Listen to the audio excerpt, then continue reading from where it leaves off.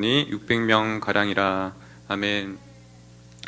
네, 오늘 우리 말씀의 제목은 핑계 없는 무덤은 없다라는 그런 제목으로 나누기 원하는데요. 이 제목이 조금 여러분들한테 어떤 의미를 가지는지 이렇게 아리송할 수 있을 것 같습니다. 하지만 우리가 핑계를 댄다는 부분들은 때로는 우리가 습관적으로 어떤 자기를 방어하려는 그런 기제가 있지 않나 싶습니다. 그런 부분에서 우리 삶에 있어서 관성적으로 우리가 고쳐야 되는 부분이 있음에도 불구하고 고치지 않는 부분들이 있지 않은지 그런 것들을 돌아보는 시간이 되면 좋겠습니다. 오늘 본문에서 벌어지는 상황을 바라보게 되면 사울은 이제 블레셋과의 전투를 본격적으로 수행해 나가는 그런 장면이 13장부터 이어집니다.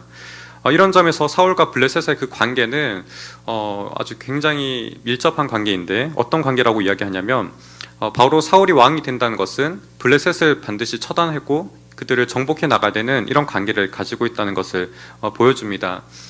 PPT 자막을 조금 띄워주면 좋을 것 같은데, 10장, 우리 사무엘상 10장 5절의 말씀을 보게 되면 바로 그 부분에서부터 이제 사울은 어떻게 이제 부르심을 받는 장면인데요. 그 장면에서부터 이제 블레셋을 대적하는 연관성을 가지게 됩니다. 뭐냐면 블레셋 영문이라고 표현된 부분이 있어요. 어떤 진영이라고도 우리가 이야기할 수도 있고, 어쨌든 여호와의 산에 있는데 이것이 왜 거기 있는지 이해할 수 없습니다. 그런데 한편으로는 블레셋의 영문이 거기 있었다는 것은 이 사울이 왕으로 부름을 받는 그 징표가 나타나는 장소에서 이 블레셋이 이제는 그가 마주해야 되고 대적해야 되는 적군으로서 이제 등장하는 모습을 볼 수 있는 것이죠. 그리고 이어지는 부분이 이제 길갈로 내려가서 우리가 함께 번제를 드리자라고 이야기하는데, 이 길갈이라는 장소도 굉장히 중요한 것이 무엇이냐면 가나안 전쟁을 시작하면서 이 길갈에서 이 사람들이 이제 다 할례를 시행하면서 하나님 앞에 정복 전쟁을 수행해 나가거든요. 그러다 보니까 이 가나안 정복 전쟁을 이제 다시 한번 회상하게 하고 블레셋을 정복하는 그 전면적인 국면으로 들어가는 모습을 보여주는 것입니다. 이런 사울의 이제 부르심을 경험하고 난 다음에 11장으로 넘어가게 되면 제비를 뽑게 되고, 그 다음에 여호와 영이 임해서 암몬 족속들을 정복해 나가는 모습을 보여줍니다. 한편 12장에서는 어떤 이야기가 나오냐면, 이제는 큰 승리를 경험했기 때문에 한편으로는 승리에 도취될 수도 있는데 불구하고 사무엘 선지자가 이제 왕으로서 너가 경계해야 되고, 또 이스라엘 백성들이 왕을 세웠기 때문에 이제는 경계해야 되는 것이 무엇인지를 들려주기 시작해요. 계속해서 경고와 권면의 메시지를 들려주고 있는 것이죠. 사실 저는 성경을 읽어 나갈 때 이 12장의 메시지가 한편으로 굉장히 지루하게도 느껴졌습니다. 하지만 계속해서 거듭해서 이 말씀들을 읽어 나가고 한 차례 두 차례 읽어 나갈수록 이 12장의 내용이 훨씬 더 중요하더라고요. 왜냐하면 우리에게 우리 마음속에 있는 기저에 속 깊이 숨어 있는 그런 욕구들과 잘못된 생각들을 집어내기 때문에 그렇습니다. 한편 이제 13장으로 넘어가게 되면 어떤 일이 벌어지냐면, 이제는 사울의 그 통치가, 사울의 그 정복의 전쟁이 이제는 스스로 독립적으로 이제 시작되는 모습으로 보여집니다.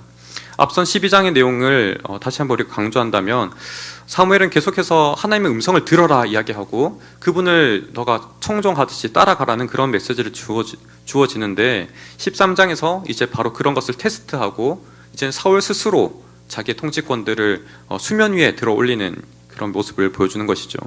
그렇기 때문에 이제는 사울이 어떠한 왕이 될 것인지를 이 13장을 통해서 우리가 제대로 확실하게 볼 수 있다고 이야기할 수 있습니다. 13장을 보게 되면 마치 비유하자면 독립적으로 이제 수행하는 나가는 것인데, 마치 독수리가 이제 성장해서, 아기 독수리가 성장해서 둥지를 떠날 때의 모습처럼, 또 한편으로는 마치 그런 새끼 사자가 어미 사자나 부모의 그런 품을 떠나서 이제 스스로 독립하는 모습과 같이 비유할 수 있겠습니다. 13장을 보게 되면 사울은 이제 그 첫 번째 스텝을 어떻게 풀어나가냐면 상비군을 만드는 겁니다. 상비군이라는 것은 항상 군대를 유지하는 것이죠. 전쟁이 나면 집에서 불러오는 그런 군대가 아니라 항상 진영을 만들어 놓고 훈련도 받고 적군을 대적할 수 있는 그런 상비군을 만들었던 겁니다. 몇 명을 준비했냐면 3,000명을 준비했습니다. 그리고 2,000명은 자기가 본대처럼 운영했고 1,000명은 별동대와 같이 자기 아들 요나단에게 주어서 활동하도록 했습니다. 그 나름대로 성실하고 아주 분주하게 움직이는데, 3절에 보게 되면 요나단이 게바에 있는 블레셋 사람의 그런 수비대를 공격하는 일이 벌어집니다. 이것을 좀 풀어나가는 가운데 저는 송태근 목사님의 견해가 좀 굉장히 인상 깊었는데, 어떻게 이야기하시냐면 우리가 정부가 수립되면은 초기에 여러 가지 막 활동들을 해 나가는 가운데 때로는 무리하고 과도하게 접근하면서 실수들이 발생하지 않습니까? 바로 그와 같이 지금 사울 초기에도 뭔가 자극적인 행동을 해 나가면서 오히려 실수를 초래해야 하지 않았나 이렇게 이야기를 합니다. 왜 그러냐면 5절에서 이제 블레셋 군인들이 아주 똘똘 뭉치게 되는 사건들이 발생합니다. 지금 수비대를 공격했다 보니까 상비군이 이렇게 공격했어? 이렇게 받아들이면서 이제 우리도 전면전으로 준비하겠다. 더욱더 적군들이 똘똘 뭉치게 되는 그런 계기를 만들었던 거죠. 그래서 얼마나 모였냐? 모래수와 같이 셀 수 없이 모였다고 이야기합니다. 우리가 보게 되면은 거기에 묘사되고 있는 장면들이 사실은 구체적인 숫자들이 있는데 병거가 3만이요 마병이 6천 명이라 이야기하는데 병거라고 이야기하면 그 전차를 끄는 그런 무기입니다. 거의 고대 시대 탱크와 같다고 이야기하는데 이 정도 숫자로는 사실 불가능한 숫자라고 이야기해요. 어쨌든 중요한 것은 정말 감당할 수 없을 만큼 그 숫자들이 모였다라는 이야기입니다. 당시 블레셋의 이 민족은 하나의 단일 국가는 아니었어요. 고대 그리스와 같이 연맹체와 같이 그렇게 서로 족장들이 있었고 그 족장들의 연합체가 지금 모여서 똘똘 뭉쳐있는 그런 모습과 같은 거죠. 잠깐 살짝 공격했더니 위기감을 느끼고 그들 모두가 이제 한마음 되어서 모이게 되는 그런 상황이 지금 벌어진 것이죠. 이런 상황이 묘사된 부분을 보게 되면 이제 이스라엘 백성들이 얼마나 위급함을 느꼈는지 6절과 7절에서 나타납니다. 우리 화면을 한번 보면서 같이 읽으면 좋겠습니다. 시작. 이스라엘 사람들이 위급함을 보고 절박하여 굴과 수풀과 바위 틈과 은밀한 곳과 웅덩이에 숨으며 어떤 히브리 사람들은 요단을 건너 각과 길앗 땅으로 가되 사울은 아직 길갈에 있고 그를 따른 모든 백성은 떨더라. 지금 직면하고 있는 이 상황이 얼마나 위태로운지를 잘 보여주고 있습니다.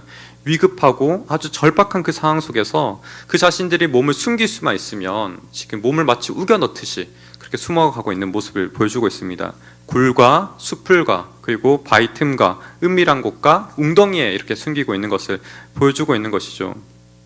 이게 과연 전쟁을 준비하고 있는 진영이라 할 수 있겠습니까? 아니면 생존을 위해서 몸부림치고 있는 진영이라고 우리가 이야기할 수 있을까요? 바로 후저와 같이 정말 생존을 위해서 발버둥 치고 있는 그런 현장이라고 이야기할 수 있을 겁니다. 이러한 상황 가운데 사울이 내릴 수 있었던 어떤 결정, 그 방향은 무엇이었을까요? 무엇을 할 수 있을까요? 이렇게 두렵고 힘든 상황 가운데서 여러분들 또한 전쟁이 벌어진다는 그런 상황을 가정한다면 한번 어떻게 벌어질지 한번 상상해 보신 적 있나요? 저 같은 경우는 이제 군대에 아무래도 몸을 담고 있다 보니까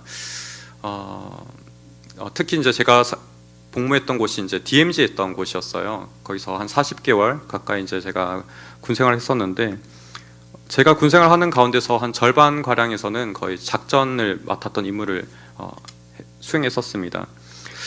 그 가운데 어떤 일이 벌어졌었냐면 제 옆에 사단에 1사단이 있었는데 그 사단에서 실제로 북한군이 심어놓은 지뢰가 터져서 발이나 이런 게 다 날아간 그런 사건이 있었습니다. 그리고 또 옆에 28사단에서는 적의 포탄을 쏘아서 폭탄이 인근 지역에 떨어진 그런 상황도 있었어요. 이렇게 곡사포가 떨어진 경우는 없었는데 이게 떨어짐으로 말미암아 거의 전쟁이 벌어질 것 같은 그런 긴장감이 저한테 있었던 거죠. 또 한편 저는 만약에 전쟁이 발생한다고 하면 이 DMZ를 넘어서 적군에게 침투해야 되는 그런 임무를 수행해야만 했습니다. 그래서 가장 먼저 이 적군들이 내려온 것들을 확인하고 저희 아군에게 화력을 요청해서 공격하는 그런 역할을 맡았던 거죠. 그런데 이런 상황들이 정말 벌어진다면 내가 그 가운데 침투할 수 있을까? 정말 내가 사랑하는 가족이 있고 사랑하는 사람이 있기 때문에 그 자리를 지킬 수 있지 아니면 참 어려울 것 같다 이런 생각이 들었습니다. 또 한편 내 목숨이 마치 지금 이스라엘 군대와 같이 수만 명 모래와 같이 그렇게 많은 사람들을 앞두고 있다면 마치 내 죽음이 개죽음 같이 죽지 않을까? 이런 생각이 든다면 허무하게 내가 죽을 필요가 있을까? 그런 생각이 들었을 것 같습니다. 이런 상황 가운데서 사울이 느꼈던 그 부담감과 압박감은 엄청났을 겁니다. 지도자로서 훨씬 더 큰 부담감을 가지고 있는 것이죠. 이런 상태에서 사울이 내린 결정은 9절 말씀과 같습니다. 우리 9절 말씀 한번 같이 읽어보죠. 시작. 사울이 이르되 번제와 화목제물을 이리로 가져오라 하여 번제를 드렸더니 지금 사울은 약간 뜬금없이 제사를 드리는 모습으로 나아가게 됩니다. 왜 제사를 드리고 있을까요? 그는 아마 이 절박한 상황 속에서 나름대로 하나님의 힘을 빌리고 싶었던 것 같아요. 그렇기 때문에 지금 어떻게 보면 사무엘에게 먼저 요청했던 장면들이 나타납니다. 사무엘을 기다렸는데 그가 끝끝내 나타나지 않는 거죠. 사무엘이 안 나타나니까, 약속을 했는데 안 나타나니까 그도 약속을 어겼는데 나도 어쨌든 제사 드린 게 먼저지 않아? 이렇게 생각하면서 제사를 드렸던 것 같아요. 그래서 11절과 12절 말씀을 우리가 한번 같이 또 이어서 한번 보겠습니다. 같이 읽겠습니다. 시작.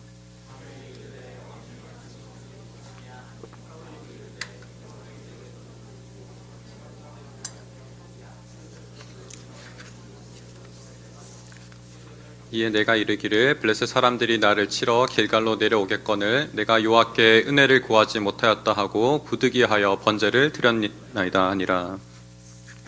지금 사울의 이야기는 이와 같죠. 지금 지푸라기와 잡는, 그거라도 잡는 심정으로 지금 제사를 드렸다라는 말을 하고 있습니다. 우리가 읽은 이 내용만 보더라도 그가 얼마나 위급하고 얼마나 다급했는지 그런 모습들을 보여주고 있습니다.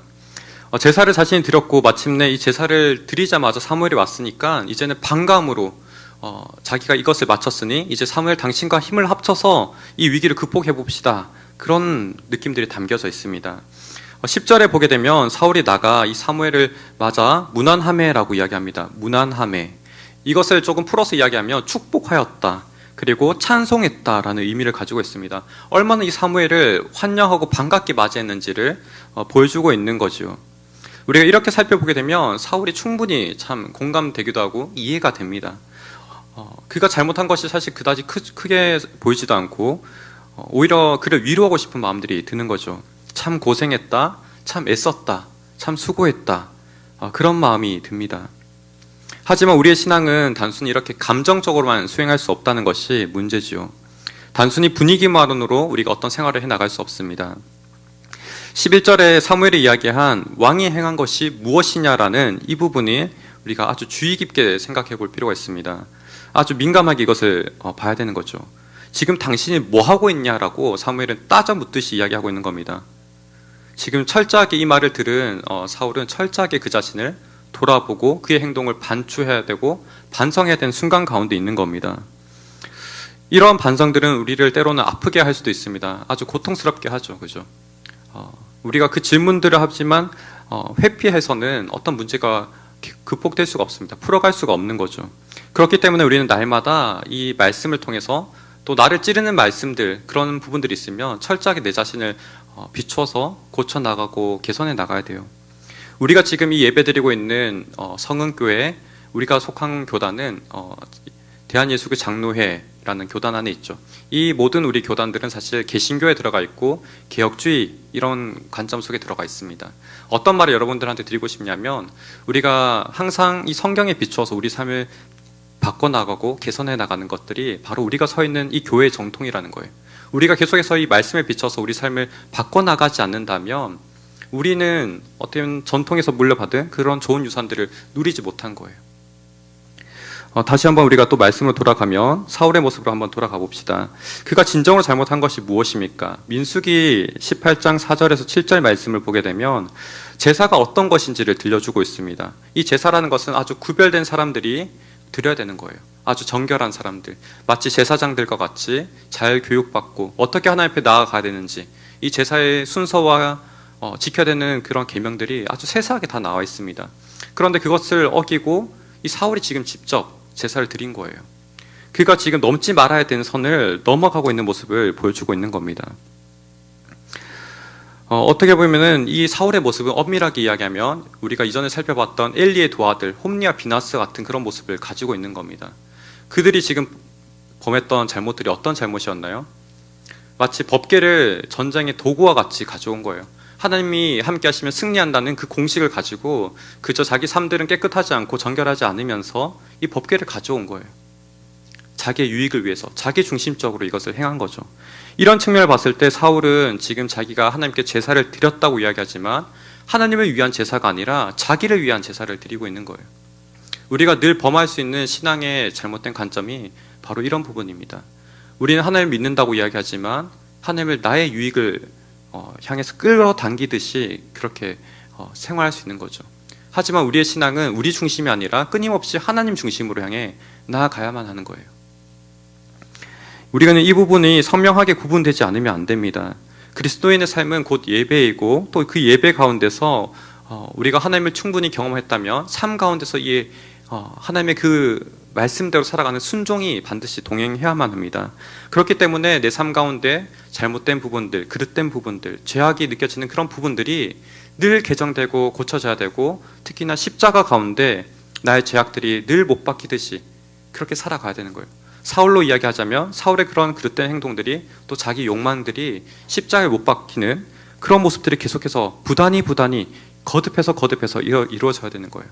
단순히 우리가 구원받았다고 했을 때 그 한순간만 이런 과정들을 시행하는 것이 아니라 우리의 모든 삶, 마지막 호흡까지 하나님 품 가운데 나아가는 그 순간까지 이것은 계속 반복되어야만 하는 거예요. 이런 부분에서 사울은 그 자신이 지금 폭풍 치듯이 불안한 가운데 있었을 겁니다. 하지만 그가 추구해야 되는 것은 무엇이냐면 믿음 안에서 자기 자신을 잠잠케 하는 거예요. 이 불안 가운데 요동치는 것이 아니라 잠잠케 하는 것이 그에게 필요한 순간입니다. 그러나 지금 사울은 그렇게 하지 못하고 있죠. 불안하니까 오히려 제사를 한 겁니다. 이 제사라는 오히려 그 행위를 통해서 자기를 위로한 겁니다. 왜 이런 문제가 생깁니까? 우리 12절 말씀을 한번 같이 보겠습니다. 같이 읽겠습니다. 시작. 이에 내가 이르기를 블레셋 사람들이 나를 치러 길갈로 내려오겠거늘 내가 여호와께 은혜를 간구하지 못하였다 하고 부득이하여 번제를 드렸나이다 하니라. 지금 사울은 자기 자신이 무엇을 하고 있는지 모르고 있는 겁니다. 무지한 것이 가장 첫 번째 되는 그의 잘못이었던 거예요. 그가 지금 행해야 되는 것과 행하지 말아야 되는 것을 구분하지 못하고 그 선을 넘은 것이 이 사울이 범한 첫 번째 잘못입니다. 사실은 왕은 계속해서 하나님의 말씀을 가까이 두고 끊임없이 이 말씀을 연구하고 읽어나가고 알아가야 되는 책무가 있는 사람입니다. 나중에 다윗의 삶을 보게 되면은 이런 부분을 더 잘 알게 될 겁니다. 그런데 사울은 지금 그렇지 못하고 자기의 무지함을 그대로 드러내고 있는 거예요. 특별히 부득이하여라는 그 말 가운데서 나타납니다. 이것은 무슨 말이냐면 어쩔 수 없이 내가 제사를 드렸다고 이야기합니다. 내가 지금 할 수 있는 최선을 다했는데 어쩔 수 없이 지금 제사를 드렸다. 어떻게 보면 제사를 드리도록 자기가 강제당하고 강요당한 것처럼 그렇게 이야기를 하고 있는 거예요. 이 말은 무슨 말입니까? 오히려 사무엘 당신이 지금 잘못했다는 것을 드러내는 것이고 사울 자신에게는 어떠한 잘못도 없다라는 것을 지금 변증하듯이 이야기하고 있는 겁니다. 그러나 우리가 앞서 살펴봤던 그런 민수기 말씀이나 조금이라도 우리가 하나님의 말씀을 잘 알고 있다면 사울이 범한 그 잘못이 얼마나 심각한 죄인지 우리는 알 수 있습니다. 왕으로서 제사에 대한 기본적인 지식이나 그런 생각들이 없었다는 것을 여실하게 보여주고 있기 때문입니다. 제가 이렇게 사울을 이토록 깎아내리는 것은 무지로 인한 어떤 공경과 곤란함이 얼마나 큰지를 우리에게 보여주기 때문입니다. 사울이 어떻게 보면 군사적으로는 굉장히 예민했고 탁월한 감각을 가지고 있었던 사람처럼 보입니다. 하지만 지금 이 말씀에 향해 있어서, 이 말씀을 아는 부분에 있어서 그 감각이 너무나 무뎌진 모습을 보여주고 있습니다. 사울은 계속해서 하나님과의 이 핀트가 맞는 부분에서 어긋나는 부분들이 가장 그의 큰 문제점이었던 거예요. 11장과 13장에 두 가지 우리 큰 전투를 보았습니다. 11장에서는 암몬군을 격퇴했던 사건이 나타나고 13장에서는 지금 블레셋과의 전투가 나타나고 있는데요. 11장에 승리할 수 있었던 가장 큰 이유는 무엇이냐면 여호와의 영이 그에게 임했던 거예요. 여호와의 영이. 그리고 제사를 나중에 드렸던 이 두 가지 차이밖에 없습니다. 13장에서도 지금 제사가 중요한 것이 아니라 사울에게 있어서는 하나님의 영을 구하는 것이 중요했던 거예요. 하나님의 영을 구하는 바로 그 순간에서 그가 담대할 수 있었고, 하나님에서 담대함으로 말미암아 이 전쟁이 자신의 전쟁이 아니라 이스라엘의 전쟁이 아니라 하나님의 전쟁이라고 선포하는 것이 먼저였던 겁니다. 우리 7절 말씀 한번 같이 읽어보겠습니다. 7절 말씀 같이 읽겠습니다. 시작. 어떤 히브리 사람들은 요단을 건너 각각 길앗 땅으로 가되 사울은 아직 길갈에 있고 그를 따른 모든 백성은 떨더라. 여기서 지금 그를 따르는 모든 백성은 떨더라고 이야기합니다. 떨고 있었다라고 이야기하죠. 그런데 이것을 조금 다르게 번역하면, 원어를 통해서 우리가 좀 다르게 번역하면 이렇게 번역할 수도 있습니다. 영어 번역 중에서는 YLT 번역이 거의 문자적인 번역이 가까운데요. 한번 읽어보면 이렇게 표현할 수 있습니다.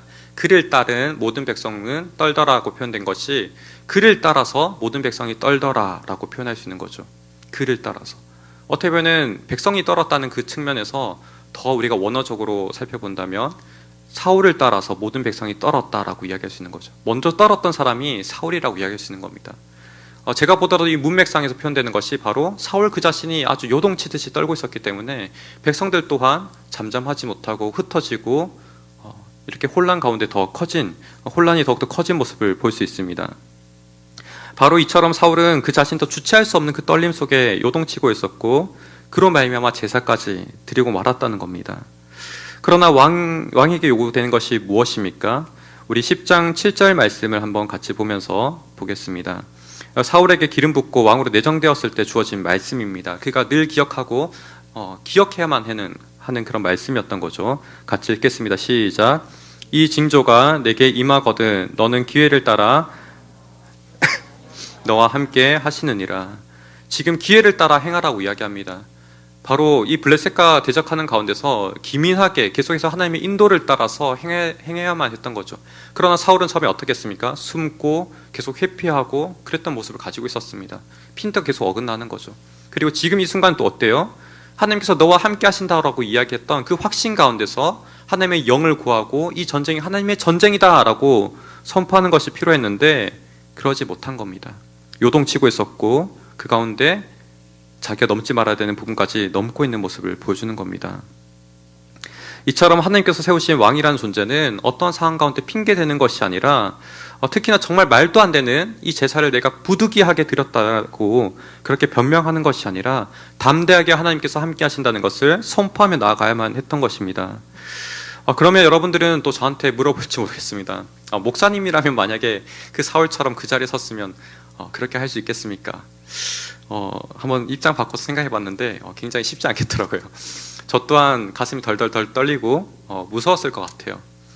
그런데 우리가 궁극적으로 추구해야 되는 것은 무엇이냐면 우리가 한 스텝 한 스텝 하나님을 따라가는 그 훈련이 또 그 신앙의 연단들이 우리를 언젠가는 아주 큰 위치에 아주 공경이 있는 위치 가운데 세워놓을지라도 우리가 하나님을 의지할 수 있도록 만들어 간다는 거예요. 이런 부분에서 저는 순교자들의 말들이 참 도움이 되었습니다.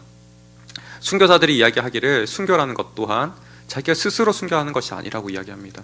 무슨 말이냐면 성령께서 늘 자신들을 인도해 나가신 대로 따라가는 가운데 순교 또한 가능하다고 이야기합니다. 그렇지 않고 자기 스스로 순교를 한다고 하나님 위해서 내 목숨을 바치겠다라고 한다면 그 가운데 결국은 배교의 길로 하나님을 부정하는 길로 나아갈 수밖에 없다는 거죠. 그런데 이 사람들이 늘 하나님을 따라가다 보니까 하나님이 언제나 나와 함께 신실하게 동행한다는 것을 확신할 수 있으니까 그 죽음의 순간 가운데서도 두렵지 않고 잠잠히 그 순교의 장을 마칠 수 있다는 겁니다. 칼날이 자기 가운데 스치더라도 또 무서운 야수들이 그 가운데 물어뜯는다 할지라도 비명 지르고 고함치고 살려달라고 외치는 것이 아니라 그 가운데 잠잠하게 그 마지막 순간을 하나님을 바라보고 나아갈 수 있었던 거죠. 우리가 바로 그러한 순간들을 통해서 이 로마 제국 가운데 기독교가 폭발적으로 지하 세계 가운데서 확 퍼졌던 거 아니겠습니까? 바로 이와 같이 우리가 살아가는 믿음이라는 것은 하나님을 향해서 한 스텝 한 스텝 그의 인도를 따라 청종하듯이 그의 목소리에 귀를 기울이는 것이라고 할 수 있습니다. 우리는 예수님 또한 이 길을 걸어가셨음을 보게 됩니다. 십자가를 향해 걸어가신 그 걸음 또한 우리가 살펴보게 되면 그와 같습니다. 이사야 53장 7절 말씀을 우리 한번 같이 보겠습니다.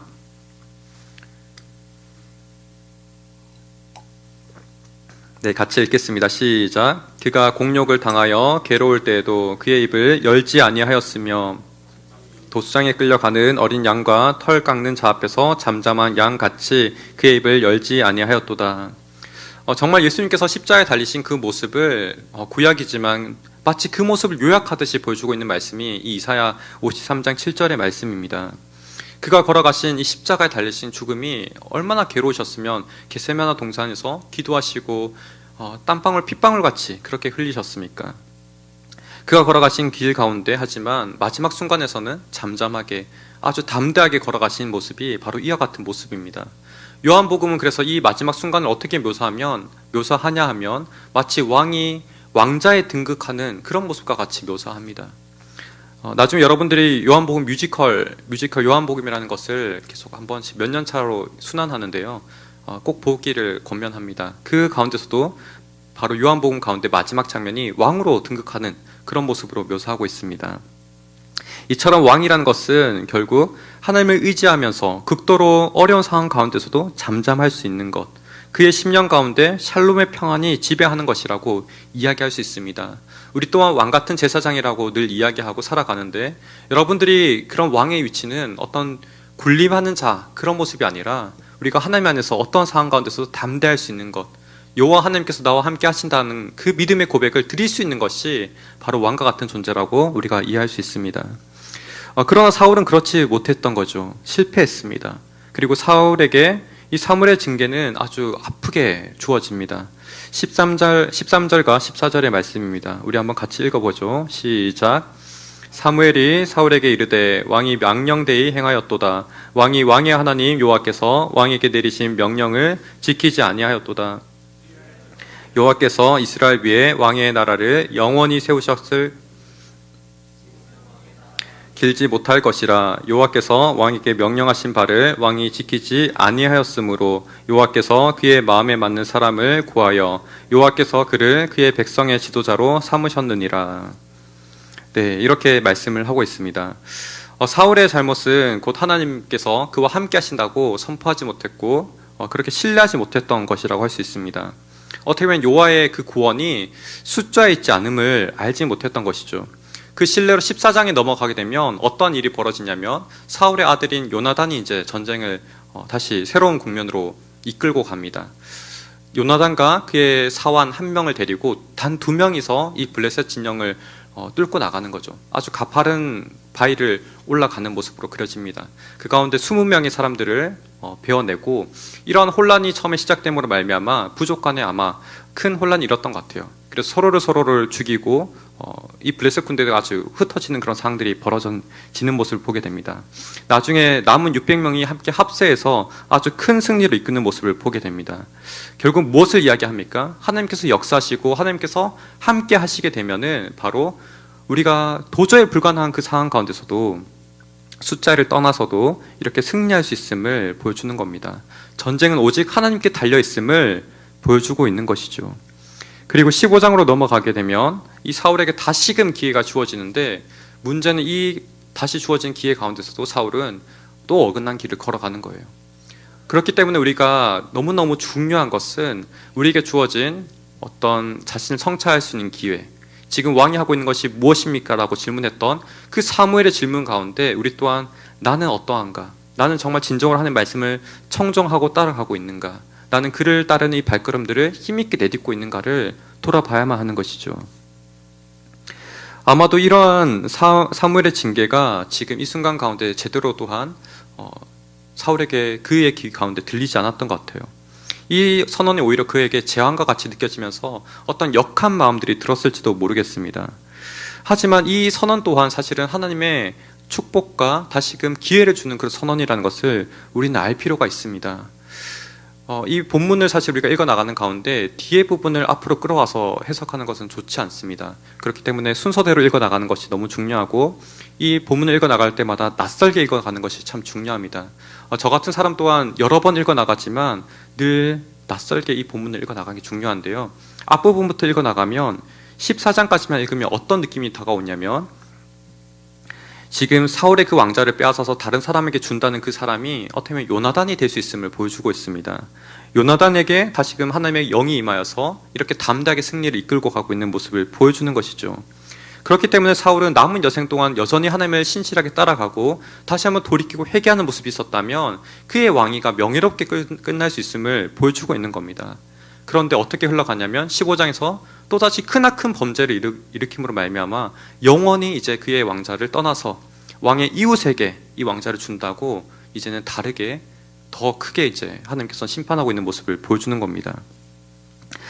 이렇게 보게 되면 우리가 다시 한번 이 말씀들을 정리해서 여러분들에게 들려준다면 우리는 다시 한번 하나님의 말씀을 온전히 청종하고 따라가는 모습들, 또 내 안에 습관적으로 계속해서 고쳐지지 않는 문제들이 있다면 그것을 과감히 이제는 결단하고 하나님 이제는 고치겠습니다, 이제는 새롭게 나가기 원합니다 라고 이야기할 필요가 있습니다. 저 또한 군생활을 하면서 한 가지 경험이 있는데요. 어떤 경험이냐면 저는 늘 작전을 이끌고 갔던 사람이었습니다. 수색을 하게 되면 가장 이제 모든 작전들을 설명해주고 이렇게 우리가 기동해야 된다라고 알려주었던 그런 역할이 가졌던 사람인데요. 한 번 이 작전 루트를 반대로 돈 겁니다. 저도 생소한 작전이었고 다른 사람한테 물어봤음에도 불구하고 그렇게 돌았던 거죠, 반대로. 그런데 나중에 이제 상급 부대를 통해서 지적받기를 반대로 돌았다는 것을 그제서야 깨달았던 거고, 그 당시엔 저는 너무 당황해서 계속 변명하는 제 모습이 있었습니다. 그 가운데 상급 부대 작전관은 저한테 어떻게 이야기했냐면, 그냥 잘못을 인정하면 되지, 죄송하다고 한번 이야기하면 되지 왜 이렇게 핑계를 대느냐라고 저한테 지적했습니다. 당시에는 그 지적이 저를 굉장히 아프게 했지만 그 말을 통해서 저는 저의 습관을 바꿀 수 있었고, 어떻게 보면 제가 잘못한 것이 있으면 항상 깔끔하게 이제는 인정하는 모습이 저를 바꾸게 되더라고요. 우리 또한 마찬가지입니다. 우리에게 항상 무한한 기회가 주어지지 않습니다. 우리의 인생은 나그네와 같은 그런 인생입니다. 종말을 때를 우리가 이야기할 때 시대적인 종말도 있지만 우리 개인적인 종말 또한 있습니다. 개인적인 종말을 무엇을 말하는 건가요? 바로 우리의 죽음을 이야기하는 겁니다. 우리의 죽음의 때를 그 누가 단정 지을 수 있고 알 수 있겠습니까? 아무도 알 수가 없습니다. 그렇기 때문에 우리는 더욱더 힘써 깨어서 주님을 붙잡기를 소원해야 되고, 지금 기회가 주어지는 이 순간 가운데 더욱더 하나님을 간절하게 붙잡고 나아가야만 하는 겁니다. 저는 돌아가신 고 옥하는 목사님 말씀이 늘 생각납니다. 그 자신이 살아갔던 모든 순간들이 순간순간 그 순간마다 제자 훈련을 항상 힘썼던 그분이 모든 순간마다 자기의 목숨을 다해서 생명을 다해서 그것을 몰두했다고 이야기합니다. 우리 또한 마찬가지입니다. 우리가 살아가는 이 순간 가운데 우리의 생명을 다하듯이, 우리의 최선을 다하듯이 하나님을 붙잡고 살아가는 모습이 있어야 되는 겁니다.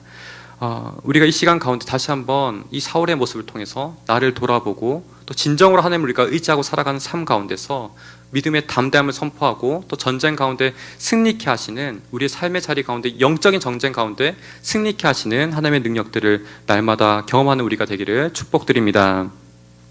우리의 삶의 자리에 돌아가서 다시 한번 하나님을 붙잡기를, 나의 목숨과 같이 붙잡기를 도전하며 또 그 삶 가운데 생명이 있음을 우리가 선포하고, 삶 가운데 왕같은 제사장과 같이 우리 주님께서 나의 삶으로 영광 받으시고 나의 삶 가운데 온전히 평안 가운데 나를 다스려 주시기를 다시 한번 간구드립니다. 우리 이 시간 함께 기도하며 나아가기 원하는데요, 우리는 늘 흔들리고 요동치는 그런 갈대와 같은 삶을 살아가고 있습니다. 하지만 그 가운데 우리가 늘 놓치지 말아야 되는 것은 주님께서 그 모든 상황보다 크시다는 겁니다. 사울 또한 지금 범하고 있는 잘못이 무엇이냐면 그 전쟁 가운데 자기가 파묻혀 버린 거예요. 그 전쟁 가운데 자기가 승리를 이끄는 것이 아니라 하나님께서 그 가운데 함께 하시고 하나님께서 그 전쟁을 승리 가운데 이끄실 수 있다는 것을 지금 보지 못하는 거예요. 자기의 무지를 또한 인정하지 못하는 거예요. 우리 또한 나의 무지를 인정하는 것은 너무나 마음 아픈 일입니다. 너무나 고통스러운 일입니다.